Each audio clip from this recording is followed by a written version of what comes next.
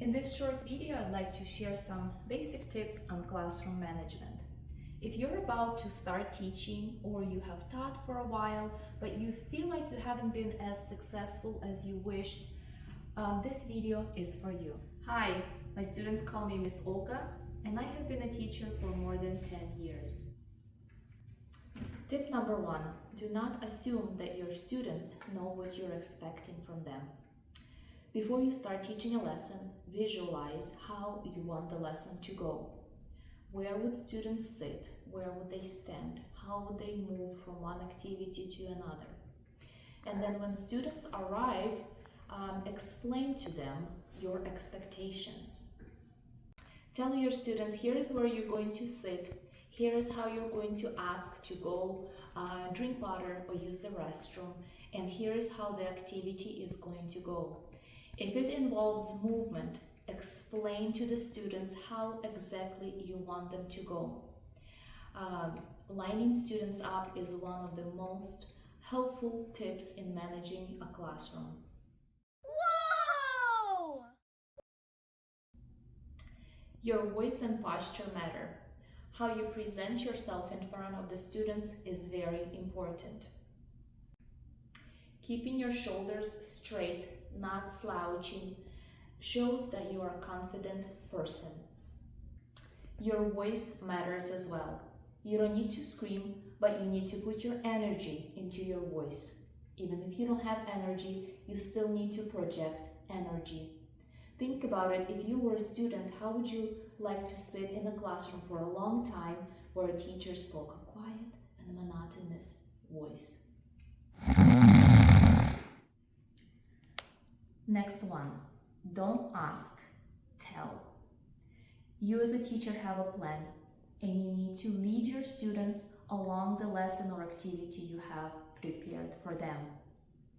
Do not tell your students to please stop talking or please do not throw stuff.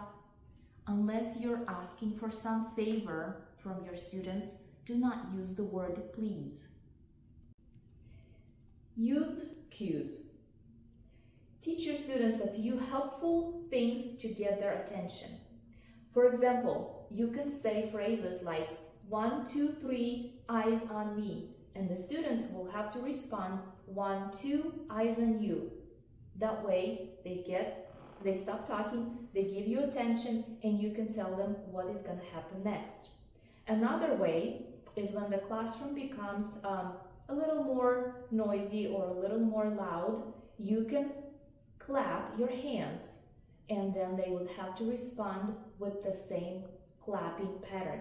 But you have to teach this first, because otherwise they will not know what is happening.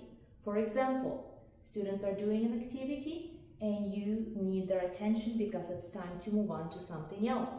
So you clap your hands. Students hearing this know that they have to clap back. As soon as they stop clapping, you use the time when everybody's quiet to tell them what is happening next, to direct them to whatever you want them to do. And the last tip, ask questions. During your lesson, don't forget to ask questions. There are students who like to talk, and they will be excited for the opportunity to share their ideas. For example, if you're teaching a lesson about solar system, ask simple questions like, do you know how many planets there are in the solar system?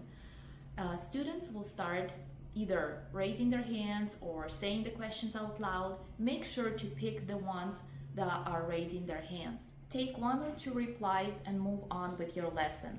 Praise students for thoughtful answers. Students will remember a lot more if they were also participating in the lesson. I hope these tips are helpful.